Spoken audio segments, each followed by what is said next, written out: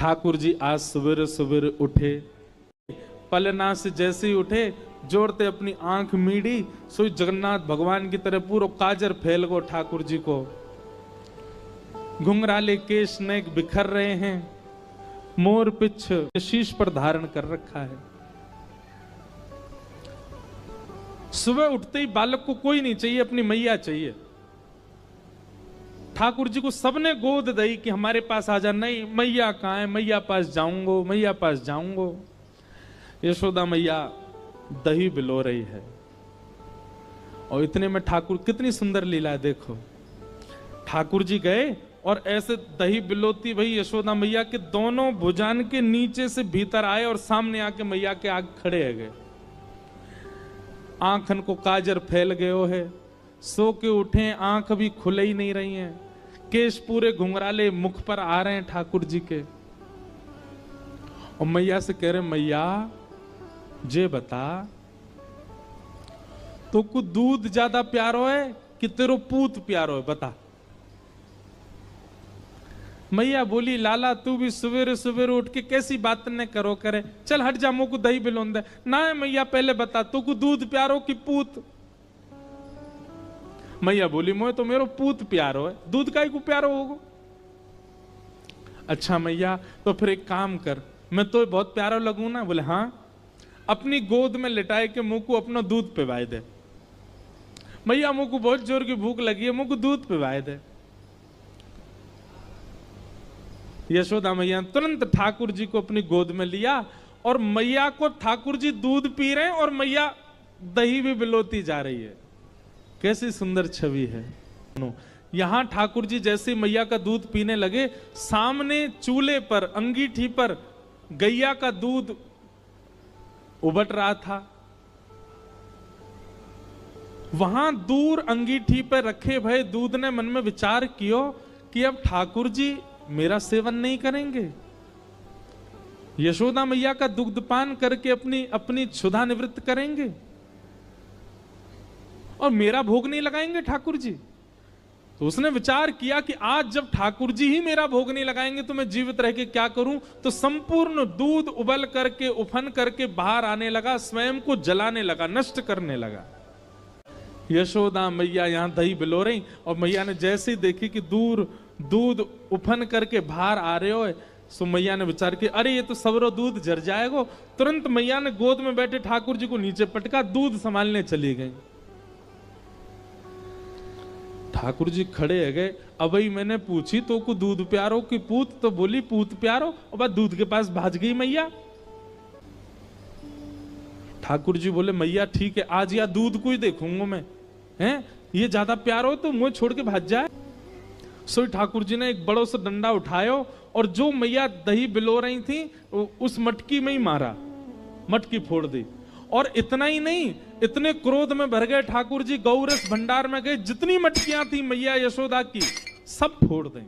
यशोदा मैया ने दूध संभाला और संभाल करके पीछे मुड़ करके देखा तो मां दही की हंडी फूटी पड़ी है और सबरे मटका फूट रहे हैं और लाला उछल उछल करके सबरे मटकान को फोड़ते जा रहा है।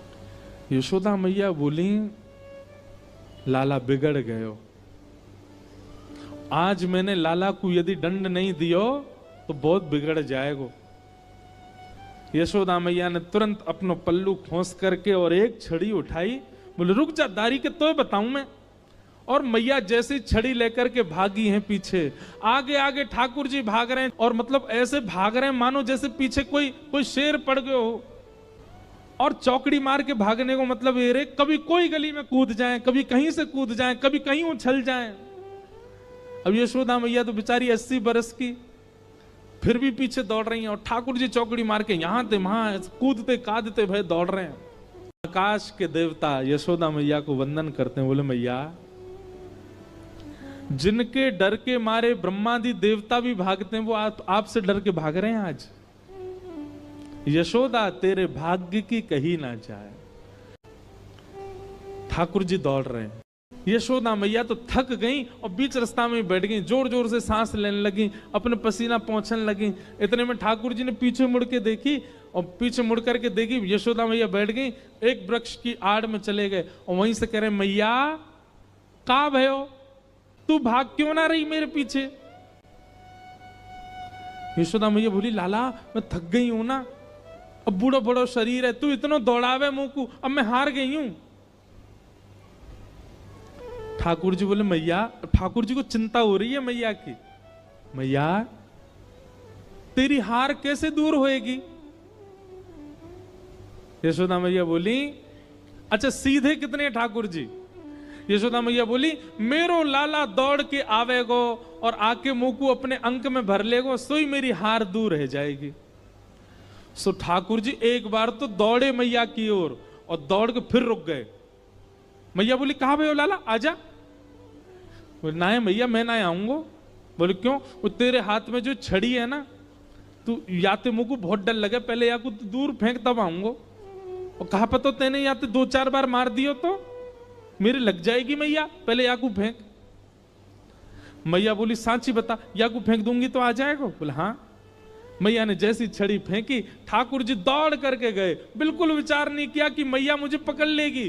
दौड़ करके गए और मैया के अंग से लग गए और जाके मैया के प्रश्वेत संभालने लगे। मैया तू तू तू ठीक है, जा, तू हारे मत। यशोदा मैया को पहले तो बहुत सुख मिला, ठाकुर जी अंक में आ गए, पर थोड़ी देर बाद यशोदा मैया ने चेहरे का रंग बदला, कहने का ढंग बदला, तुरंत लाला पकड़ लिए जोर से। अब आयो हाथ में, चल तो बताऊं मैं अभी। ठाकुर जी बोले, मैया तू तो यूं कह रही कि मैं तो ना पकड़ूंगी। बोले, मैं तो झूठ बोल रही तो थे। अच्छा मैया तू झूठ बोले, मैं तेरो लाला ना हूं आज के बाद, पूरे गोकुल में हल्ला कर दूंगा, मैं तो नंद बाबा को लाला हूं, यशोदा को लाला ना हूं। यशोदा झूठ बोले, हाँ बोल दियो जाए करके। अब तो उखलते बांधूंगी और आज ना तो रोटी मिलेगी ना मक्खन मिलेगा। खड़ो रहे पूरे दिन, ऊधम मचावे। जैसे ही रस्सी ला करके मैया ने उखल से लाला के पेट में बांधनी चाहिए, सोई रस्सी छोटी पड़ गई। मैया बोली, रस्सी छोटी कैसे पड़ गई? मैया गई और बड़ी रस्सी लेकर के आई। बोले, हाँ अब याते बंध जाएगा। मैया ने जैसी उखल में लेकर के और जैसे ठाकुर जी को, ये छोटी पड़ गई। ठाकुर जी सारी रस्सी को अपने पेट में भरते जा रहे हैं, इसीलिए उनका नाम पड़ गया दामोदर।